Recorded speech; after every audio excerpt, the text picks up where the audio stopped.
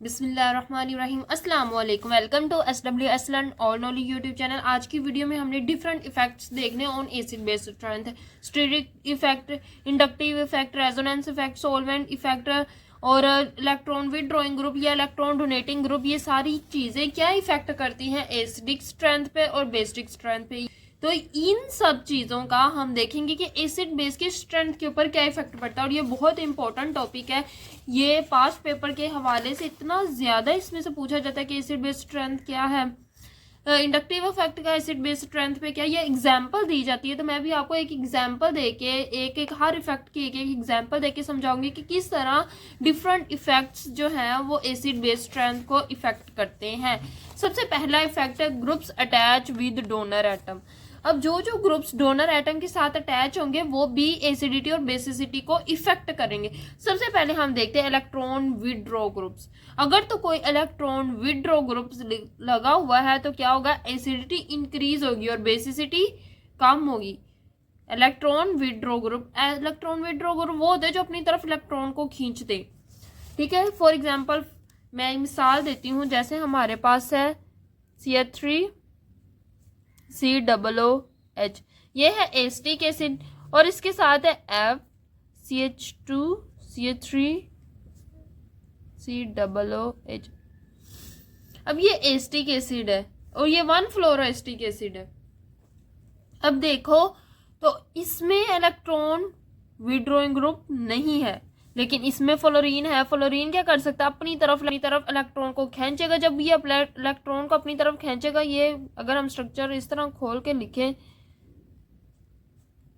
कुछ इस तरह है, तो ये क्या करेगा, अपनी तरफ जब इलेक्ट्रॉन को इतनी पावर से खींचेगा तो ये इलेक्ट्रॉन भी इसकी तरफ खींचना शुरू हो जाएंगे, तो ये भी और ये भी। जब ये इलेक्ट्रॉन ऑक्सीजन की तरफ खींचना शुरू हो जाएंगे तो ये ऑक्सीजन पे आ जाएंगे और ये हाइड्रोजन इजीली रिमूव हो जाएगा और इस तरह बन जाएगा 2 carbon double bond oxygen O-। तो इस तरह हाइड्रोजन इजीली रिमूव हो जाएगा। जब कोई एसिड हाइड्रोजन इजीली रिमूव कर सकता है वो स्ट्रॉन्ग एसिड कहलाता है। जो फुली आयोनाइज हो सकता है, अपने जितने हाइड्रोजन है उनको इजीली रिमूव कर सकता है, वो एसिड हमारे पास स्ट्रॉन्ग एसिड होता है। अब देखो, due to fluorine electron withdrawing group acidity क्या हो गई है, इंक्रीज हो गई है। अब बेसिसिटी के बारे में देखते हैं। अगर बेसिसिटी हो, फ्लोरीन लगा और NH2 सपोज मैं कह रही हूँ, तो फ्लोरीन के आगे इलेक्ट्रॉन विदड्रॉइंग ग्रुप है। और नाइट्रोजन बेसिसिटी क्या होती है कि नाइट्रोजन ने अपने इलेक्ट्रॉन किसी को डोनेट करने होते हैं। अब फ्लोरीन आगे वो इसको किसी को इलेक्ट्रॉन डोनेट करने ही नहीं देगी। जब वो इसको किसी को इलेक्ट्रॉन देने ही नहीं देगी तो इसकी बेसिसिटी क्या हो जाएगी, डिक्रीज हो जाएगी। अब दूसरा इफेक्ट देखते हैं, दूसरा ग्रुप इलेक्ट्रॉन डोनेटिंग ग्रुप। ऐसा ग्रुप जो इलेक्ट्रॉन देता है, इलेक्ट्रॉन डोनेटिंग ग्रुप्स की लिस्ट नजर आ रही होगी। ठीक है, इलेक्ट्रॉन डोनेटिंग और इलेक्ट्रॉन विदड्रॉइंग ग्रुप्स, इनको आपने अच्छे से याद कर लेना है कि कौन सा इलेक्ट्रॉन डोनेटिंग है और कौन सा इलेक्ट्रॉन विदड्रॉइंग है। अब जो इलेक्ट्रॉन डोनेटिंग ग्रुप है, इससे क्या होगा कि एसिडिटी तो डिक्रीज हो जाएगी लेकिन बेसिसिटी इंक्रीज हो गया। हम देखते हैं, हमारे पास है CH3। अब ये देखो, यह है प्रोपानोइक एसिड। अब इसमें क्या है, मिथाइलिन ग्रुप लगे हुए हैं। मिथाइलिन क्या होते हैं, इलेक्ट्रॉन देते हैं, इलेक्ट्रॉन डोनेटिंग ग्रुप होते हैं। ये इलेक्ट्रॉन देंगे। अब ये क्या है, अपने इलेक्ट्रॉन दे रहा है, इस तरह जाएगा इलेक्ट्रॉन इस तरह, तो वो कभी भी ऑक्सीजन हाइड्रोजन को जाने ही नहीं देगा। तो जब हाइड्रोजन इजीली रिमूव नहीं हो सकती तो क्या होगी, एसिडिटी डिक्रीज होगी। जब भी कोई इलेक्ट्रॉन डोनेटिंग ग्रुप, मिथाइल क्या है, इलेक्ट्रॉन डोनेटिंग ग्रुप, ये इलेक्ट्रॉन देता है। और जब भी कोई चीज इलेक्ट्रॉन देती है तो वो ऑक्सीजन को कभी भी नहीं इजाजत देगी कि वो हाइड्रोजन को जाने दे। देखिए, आगे ही ऑक्सीजन के ऊपर इलेक्ट्रॉन की जो है कंसंट्रेशन इंक्रीज हो रही है, वो हाइड्रोजन से इलेक्ट्रॉन लेके और इंक्रीज नहीं करेगा, वो कभी भी हाइड्रोजन को नहीं जानेंगे। इसकी बानिस्बत अगर हम इधर मिथाइलिन ग्रुप लगा दें नाइट्रोजन के साथ, नाइट्रोजन के ऊपर क्या है, लोन पेयर। अब इसने डोनेट करने, अब मिथाइलिन दोनों क्या है, इलेक्ट्रॉन डोनेटिंग ग्रुप, ये इलेक्ट्रॉन दे रहे हैं दोनों। नाइट्रोजन के ऊपर इलेक्ट्रॉन की कंसंट्रेशन इंक्रीज हो रही है, ये भी अपने इलेक्ट्रॉन दे रहे हैं और नाइट्रोजन के पास खुद अपना लोन पेयर है। तो नाइट्रोजन के ऊपर क्या हो रही, कंसंट्रेशन इंक्रीज हो रही। जब नाइट्रोजन के ऊपर इलेक्ट्रॉन की कंसंट्रेशन इंक्रीज होगी तो ये इलेक्ट्रॉन डोनेट करेगा। अगर इसके ऊपर इलेक्ट्रॉन की कंसंट्रेशन कम होगी, कोई इलेक्ट्रॉन विथड्रॉइंग ग्रुप आएगा, वो इलेक्ट्रॉन खींचेगा, तो ये अपने प्रोटॉन नहीं दे सकता, जैसे कि हमने इसमें देखा। और इस केस में देखें तो इलेक्ट्रॉन डोनेटिंग ग्रुप आए, मिथाइलिन दोनों, ये इलेक्ट्रॉन दे रहे हैं नाइट्रोजन को। जब नाइट्रोजन को दे रहे हैं तो नाइट्रोजन के ऊपर कंसंट्रेशन ऑफ इलेक्ट्रॉन इंक्रीज हो रही है, तो नाइट्रोजन अपना जो लोन पेयर है वो इजीली रिमूव कर सकता है। तो ये था इफेक्ट इलेक्ट्रॉन विथड्रॉइंग ग्रुप का, इलेक्ट्रॉन डोनेटिंग ग्रुप का। आप जब भी कोई मिसाल आ जाए, आपने देखना है कि इस मिसाल में इलेक्ट्रॉन विथड्रॉइंग ग्रुप या इलेक्ट्रॉन डोनेटिंग ग्रुप तो नहीं है अटैच। अगर इलेक्ट्रॉन डोनेटिंग ग्रुप से अटैच होंगे तो एसिडिटी इंक्रीज होगी और बेसिसिटी कम होगी, और इलेक्ट्रॉन डोनेटिंग ग्रुप अटैच है तो एसिडिटी कम होगी और बेसिसिटी ज्यादा होगी। इसी तरह हम इंडक्टिव इफेक्ट के हवाले से देखते हैं। इंडक्टिव इफेक्ट में पॉजिटिव इंडक्टिव इफेक्ट आता है, जिससे क्या होता है, एसिडिटी इंक्रीज होती है। Positive inductive effect electron donating group की ही वजह से आता है। अगर इलेक्ट्रॉन डोनेटिंग ग्रुप्स होंगे तो पॉजिटिव इंडक्टिव इफेक्ट आएगा। पॉजिटिव इंडक्टिव है क्या, इलेक्ट्रॉन देना, इलेक्ट्रॉन देने की वजह से पार्शियल पॉजिटिव चार्ज आ जाना, इसको पॉजिटिव इंडक्टिव इफेक्ट कहते हैं। इससे क्या होगा कि ऑब्वियसली हमने अभी पढ़ा कि इलेक्ट्रॉन डोनेटिंग ग्रुप्स होंगे तो एसिडिटी डिक्रीज होगी। इसी तरह पॉजिटिव इंडक्टिव इफेक्ट होगा तो एसिडिटी डिक्रीज होगी और बेसिसिटी क्या होगी, इंक्रीज होगी। Negative inductive effect, negative inductive effect due two electron withdrawing groups की वजह से होता है। अभी हमने पढ़ा इलेक्ट्रॉन विथड्रॉइंग ग्रुप्स होंगे तो एसिडिटी हमारी क्या होगी, इंक्रीज होगी। तो इसी तरह इधर भी एसिडिटी इंक्रीज होगी। और हमने अभी बात की है कि अगर इलेक्ट्रॉन विथड्रॉइंग ग्रुप्स हो तो बेसिसिटी डिक्रीज होगी, तो इसमें भी बेसिसिटी डिक्रीज होगी। Positive inductive effect electron donating groups की वजह से आता है, negative inductive effect electron withdrawing groups की वजह से आता है। अब हम स्टीरिंग इफेक्ट की तरफ आते हैं। Steering effect very important. अब स्टीरिक इफेक्ट ऐसा इफेक्ट है जो बेसिसिटी के साथ इसका डायरेक्ट रिलेशन है। जितना ज़्यादा स्टीरिक हिंड्रेंस ज़्यादा होगा उतनी ही ज़्यादा बेसिसिटी होगी, ठीक है। और जितना ज़्यादा स्टीरिक हिंड्रेंस होगा उतनी एसिडिटी कम होगी। समझ लगी। अब हम स्टीरिंग हिंड्रेंस की बेसिसिटी के हवाले से एग्जांपल ले लेते हैं। जब भी कहीं आपको NH2 ग्रुप नज़र आए ना, तो इसका मतलब ये है कि ये बेस है, ठीक है। किसी भी कंपाउंड के साथ NH2 जुड़ा हो तो हम कहेंगे ये बेस है, इसने इलेक्ट्रॉन देने हैं। अब इसके साथ अगर CH3, अगर हम इसके 2 हाइड्रोजन की जगह 2 मिथाइल ग्रुप लगा दें, अब इस नाइट्रोजन के साथ 1 2 3 मिथाइल ग्रुप लगे हुए हैं, और ये क्या है, स्टीरिक इफेक्ट है। एक जैसे ग्रुप की आपस में रिपल्जन की वजह से जो इफेक्ट पैदा होता है उसको कहते हैं स्टीरिक इफेक्ट। अब ये क्या है, बल्कि ग्रुप्स हैं एक दूसरे को रिपेल्स कर रहे हैं, ये एक दूसरे को रिपेल भी कर रहे हैं और नाइट्रोजन को इलेक्ट्रॉन भी दे रहे हैं, जिसकी वजह से ये नाइट्रोजन अपना इजीली लोन पेयर डोनेट कर सकता है। तो इसका मतलब ये हुआ कि जितना ज़्यादा स्टीरिक हिंड्रेंस होगा उतनी ही ज़्यादा बेसिसिटी ज़्यादा होगी, और ये नाइट्रोजन क्या इजीली अपना लोन पेयर डोनेट कर देगी। अब बानिस्बत किसी एसिड की तरफ आ जाते हैं। अब ये देखो, ये एक एसिड है। अब इसमें भी क्या स्टीरिक हिंड्रेंस है, बल्कि ग्रुप्स है, एक दूसरे के दरमियान रिपल्जन होगी तो स्टीरिक इफेक्ट आएगा। स्टीरिक हिंड्रेंस होने की वजह से स्टीरिक इफेक्ट आएगा। स्टीरिक इफेक्ट आने की वजह से ये आपस में रिपल्जन शो कर रहे हैं। अब ये कभी भी नहीं ऑक्सीजन को ये इजाजत देंगे कि ऑक्सीजन अपना हाइड्रोजन के साथ बॉन्ड तोड़ दे, कभी भी ऑक्सीजन नहीं चाहेगा, क्योंकि इधर बल्कि ग्रुप्स होने की वजह से आगे ही डिस्टर्बेंस है। और कभी भी ऑक्सीजन ये नहीं चाहेगा कि वो हाइड्रोजन को निकाल के खुद पे नेगेटिव चार्ज ले आए, ठीक है। तो स्टीरिक हिंड्रेंस या स्टीरिक इफेक्ट की वजह से एसिडिटी डिक्रीज होती है और बेसिसिटी क्या होती है, इंक्रीज होती है। तो ये इफेक्ट आपने अच्छे से याद कर लेना है। देन आते हैं resonance effect, very very important effect. Resonance का एसिडिटी पे क्या इफेक्ट होता है, बेसिसिटी पे क्या इफेक्ट होता है। अब हम एक सिंपल एसिड ले लेते हैं, एसिटिक एसिड CH3COOH। ये इतना ज्यादा स्ट्रॉन्ग एसिड नहीं है बानिस्बत बेंजोइक एसिड के।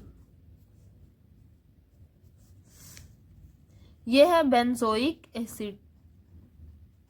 अब ये बहुत ज्यादा स्ट्रॉन्ग एसिड है। अब इसमें देखो, अगर प्रोटॉन रिलीज कर दें तो ये क्या बनाएगा, CH3CO नेगेटिव, CH3COO नेगेटिव बना देगा, ठीक है। तो ये बनाएगा। अब इसमें ज्यादा से ज्यादा 2 रेजोनेंस स्ट्रक्चर बन सकते हैं, एक CH3 कार्बन और नेगेटिव और इधर डबल बॉन्ड ऑक्सीजन। इस तरह इसके 2 पॉसिबल रेजोनेंस स्ट्रक्चर है। अगर बेंजोइक एसिड अपना प्रोटॉन रिलीज करे तो ये क्या बनाएगा, COO नेगेटिव। अब ये बन जाएगा, इसके रेजोनेंस स्ट्रक्चर ज्यादा है, हम देखते हैं कैसे। अब ये देखो तो मैंने बेंजोइक एसिड के प्रोटॉन निकालने के बाद ये आयन बनाया। अब ये देखो तो इसकी 1 2 3 4 5 रेजोनेंस स्ट्रक्चर, ये इसके रेजोनेंस स्ट्रक्चर ड्रॉ किए। अब देखो एस्टिक एसिड के सिर्फ 2 रेजोनेंस स्ट्रक्चर थे, जबकि बेंजोइक एसिड के आयन के कितने, कार्बोक्सिलिक आयन के कितने ज्यादा स्ट्रक्चर, 1 2 3 4 5 रेजोनेंस स्ट्रक्चर। और जितने ज्यादा रेजोनेंस स्ट्रक्चर होंगे उतनी ही ज्यादा स्टेबिलिटी ज्यादा होगी, उतनी ही ज्यादा एसिडिटी ज्यादा होगी।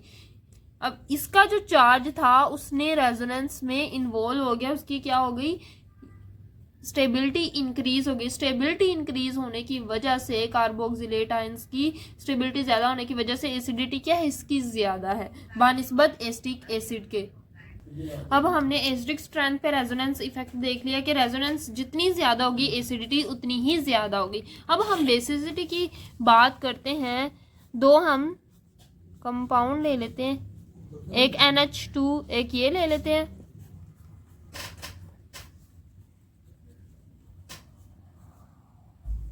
अब ये देखो, अगर ये अपना लोन पेयर डोनेट करे और ये अपना लोन पेयर, अब इसका लोन पेयर क्या होगा, रेजोनेंस में इन्वॉल्व हो जाएगा। इस बेंजीन स्ट्रक्चर के साथ, फिनाइल ग्रुप्स के साथ ये अपना लोन पेयर क्या करेगा, रेजोनेंस में इन्वॉल्व करेगा और इसके रेजोनेटिंग स्ट्रक्चर बनेंगे। अब ये जो नाइट्रोजन है ये रेजोनेंस हो ही नहीं सकती। रेजोनेंस किसकी वजह से होती है, अल्टरनेट सिंगल और डबल बॉन्ड की वजह से। इसमें अल्टरनेट सिंगल और डबल बॉन्ड है, इसकी वजह से इसमें रेजोनेंस हो सकती है, लेकिन इसमें अल्टरनेट सिंगल और डबल बॉन्ड नहीं है। Alternate single bond double bond benzene के अंदर देखें तो ऐसे होते हैं, double bond single bond, double bond single bond, double bond single bond. ये क्या है, alternate double bond single bond, इसको कहते हैं कॉन्जुगेशन। अगर कॉन्जुगेशन होगी तो ही रेजोनेंस होगी।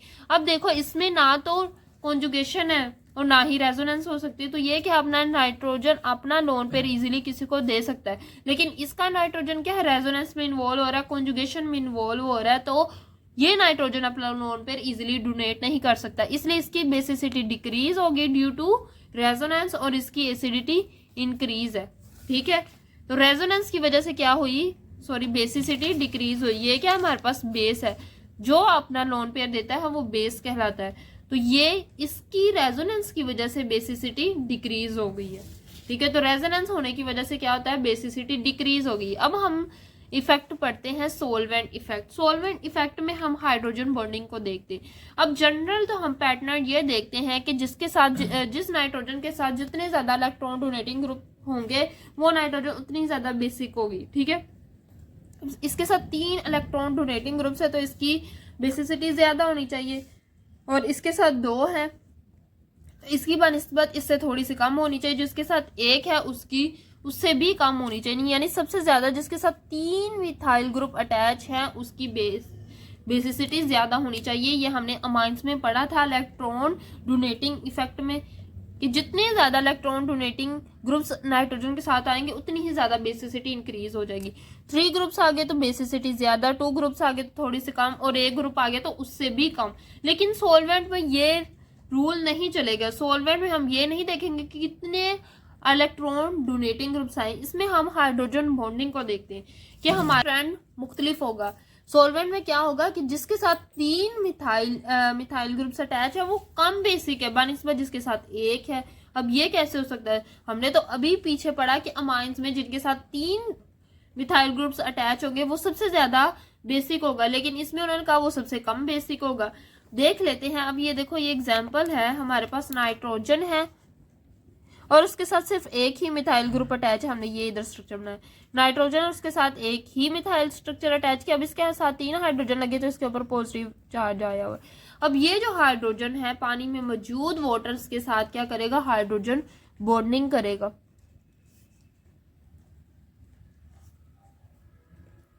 अब इसने कितनी हाइड्रोजन बॉन्डिंग की, 1 2 3, तो इसने 3 पानी के मॉलिक्यूल्स के साथ हाइड्रोजन बॉन्डिंग की है, इसलिए ये ज्यादा बेसिक है। अब इस बानिस्बत इसके देखिए, ये सारा सिर्फ हमने सोलवेंट इफेक्ट में देखना। वैसे तो बेसिक यही इफेक्ट है कि इलेक्ट्रॉन डोनेटिंग ग्रुप्स जितने ज्यादा होंगे बेसिसिटी उतनी ही ज्यादा होगी। लेकिन अगर हम किसी सोलवेंट में जैसे वाटर में देख रहे हैं, वाटर में हमने बेस को डिसोल्व किया हुआ, तब हम देखेंगे कि सोलवेंट के साथ जो बेस है वो क्या कोई हाइड्रोजन बॉन्डिंग बना रही है, जितनी ज़्यादा वो हाइड्रोजन बॉन्डिंग बनाएगी उतनी ही ज़्यादा वो ज़्यादा बेसिक होगी। अभी ये देखो इसने अपने लोन पे डोनेट करने के बाद 3 हाइड्रोजन बॉन्ड्स बनाए। अब इसके देखिए अगले में कितने मिथाइल ग्रुप्स अटैच, दो मिथाइल ग्रुप्स अटैच किए और 2 हाइड्रोजन अटैच कर दी। अब ये देखो तो ये कितनी बॉन्डिंग बना सकता है, 2 सिर्फ। अब इसने सिर्फ 2 हाइड्रोजन बॉन्डिंग बनाई है वाटर के ऑक्सीजन के साथ, तो ये कम बेसिक हुआ बनिस्बत इसकी, क्योंकि इसने 3 हाइड्रोजन बॉन्डिंग बनाई। अब इसमें देखें तो इसमें कितने मिथाइल ग्रुप, लास्ट वाले में नाइट्रोजन के साथ 3 मिथाइल ग्रुप्स अटैच, 1 2 3, तो इसके साथ सिर्फ 1 हाइड्रोजन है जो बॉन्डिंग में इन्वॉल्व हो सकता है वाटर के साथ हाइड्रोजन बॉन्डिंग में। तो सिर्फ 1 हाइड्रोजन बॉन्डिंग होने की वजह से ये सबसे कम बेसिक है सोलवेंट में। ठीक है, तो सोलवेंट इफेक्ट थोड़ा, उसमें हम हाइड्रोजन बॉन्डिंग को ले आते हैं। हाइड्रोजन बॉन्डिंग होने की वजह से बेसिक जो चीज ज्यादा बेसिक होती है वो कम बेसिक हो जाती है due to hydrogen bonding. Solvent effect खत्म हो चुके हैं, ये आगे हाइड्रोजन बॉन्डिंग का इफेक्ट देख रहे हैं कि ज्यादातर हम मॉलिक्यूल्स को स्टडी करते हुए उनकी एसिडिटी या बेसिसिटी को देखते हैं, इंटरमोलिकुलर हाइड्रोजन बॉन्डिंग की जगह इंट्रामोलिकुलर हाइड्रोजन बॉन्डिंग को देखते हैं। ठीक है, इंट्रामोलिकुलर हाइड्रोजन बॉन्डिंग। अब ये देखें कंपाउंड ले लेते हैं,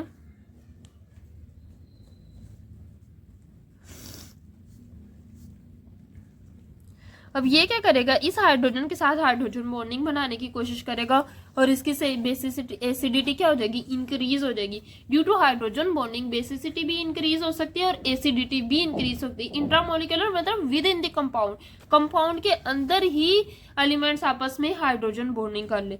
बनिस्बत इसके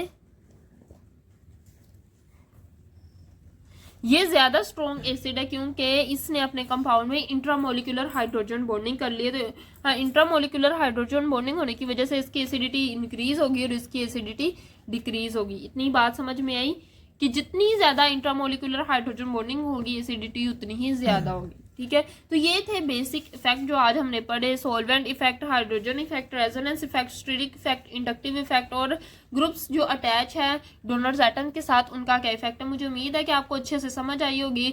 अच्छे समझ आई तो वीडियो को लाइक जरूर कीजिएगा और अपने दोस्तों के साथ भी इसको शेयर करें ताकि सबको एसिड बेस्ड स्ट्रेंथ अच्छे से समझ आ जाए। दुआ में याद रखिएगा। अल्लाह हाफिज।